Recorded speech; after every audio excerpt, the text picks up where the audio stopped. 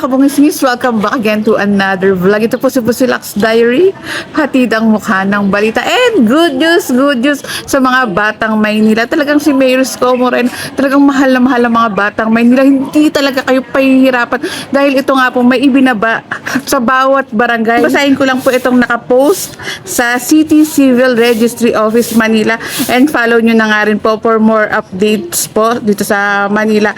Ito po, merong serbisyong sibil sa barangayan. At sa programang ito, maaaring proseso ang mga sumusunod na dokumento tulad ng birth certificate, certificate of marriage, late registration, death certificate, consultation and evaluation of requirements for correction of entries in live birth, certificate of marriage or change name. Talagang si Mayor Isko Moreno, no, hindi talaga kayo pahirapan. Alam niyo, Yorme, yung mga gastos pag pumunta kayo sa City Hall or pagpapaayos nyo. Pero ito, ibinababa na sa bawat barangay. Kaya grabe talaga yung mga batang Maynila. Ang lakas nyo talaga kay Yorme. Hindi talaga kayo pahirapan. Tulad ng Yan, ginamit ko yung